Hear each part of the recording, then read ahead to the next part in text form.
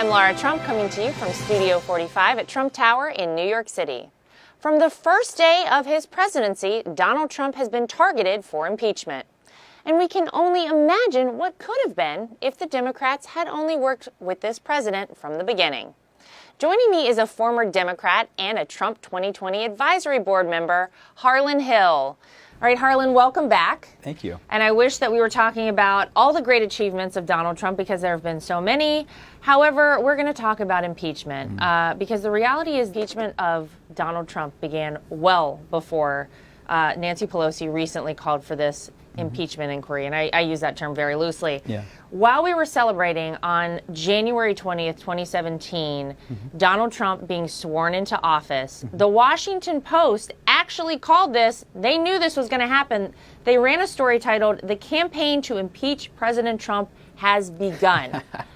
What are your thoughts on all of this? What this means to me is that the Democrats and the media, they never intended to give the president a chance. No. And before the president had even really taken the oath of office, as soon as he had won in November, they were starting to plant the seeds to undermine the presidency. And even before the election, I would argue, they were trying to undermine the presidency by pushing the Russian collusion narrative that still, to this day, has not been substantiated at all. Yeah. We saw so many times, SCHIFF continued to go out on national television when they were pushing their Russian collusion hoax. He said, when the Mueller report comes out, you're going to see evidence that Donald Trump and his campaign colluded with Russia.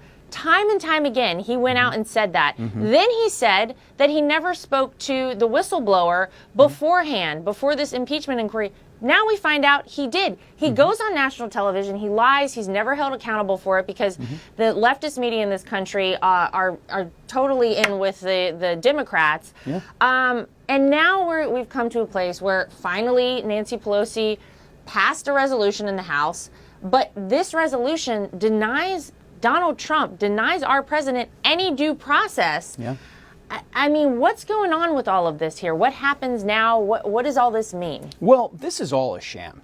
Democrats know they're not going to remove President Trump from office. They don't have the underlying evidence to substantiate the case. And so this is all for show.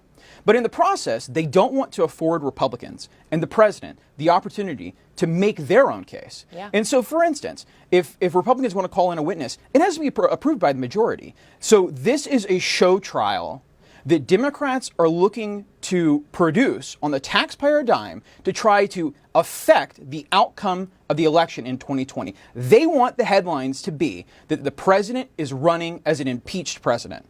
That's all this is. This is for show, nothing more. Well, because look at who they have on their side to possibly be their nominee, Harlan. It's pathetic. It's pathetic. I mean, I think they knew from the beginning that it was going to be very hard to beat this president because he has been so successful, because all of his policies are helping Americans every single day. Promises made, promises kept. It's not just a slogan we use at the campaign. This is real. And then you see the folks that they have out there on their side. You've seen the debates, if they haven't put you to sleep. And it's very obvious that they're not going to beat Donald Trump. So this is the only chance they have to get him out of the White House. Do you think people are realizing that out there? I think so. But I think that what the Democrats have really done that was a miscalculation was that they started this a little too early. People, and they made too many promises. You can only cry wolf so many times. That's true. And first it was Russia, now it's Ukraine. Who knows what it's going to be tomorrow? And eventually I think that people start to tune this out. And they look around, they say, people of all different backgrounds and walks of life, they're like, you know what? Am I better now than I was when this president came into office? And for everyone, whether you're a person of color, a woman, everyone is doing better across the board. Yeah, that's right. Even the people, Harlan, that hate Donald Trump are doing better. Absolutely, and good. They don't want to say it. They're never going to admit it, but they're doing better. Now, we know the president likes to call people out whenever they need a little calling out. He actually did that for Adam Schiff in his role, for his role in this coup. Take a look at this. Adam Schiff went up before Congress, and he made up my words. He didn't copy what I said. He didn't know him probably at the time. Nobody thought I was going to release the conversation. I got the approval from Ukraine. Once I released the conversation, this thing all died. And that's what they should be looking. I mean, you heard it there from the president. Yeah. What do you think, Harlan? What is it going to take for Adam Schiff to be held accountable? Will he ever be held accountable? Well, I think that you're basing that question on the assumption that Adam Schiff is a good person. And I don't think that he is. I think that he is a loyal soldier in the effort to destroy President Trump. Yeah. And that, as I said earlier, he's willing to fabricate evidence, say anything, and undermine the institutions that we hold dear because it means that he's destroying a political enemy. Yeah. And so we're not operating against an enemy that is acting in good faith. They will stop at nothing. Yeah. Well, I think the good news is that Americans see this every day. They see it for what it is. And every day that passes, it becomes clearer.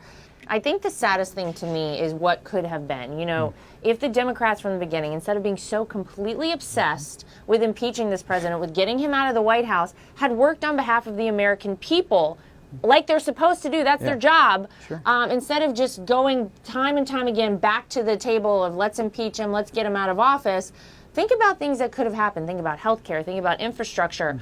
Think about all the great things that we could have achieved for our country.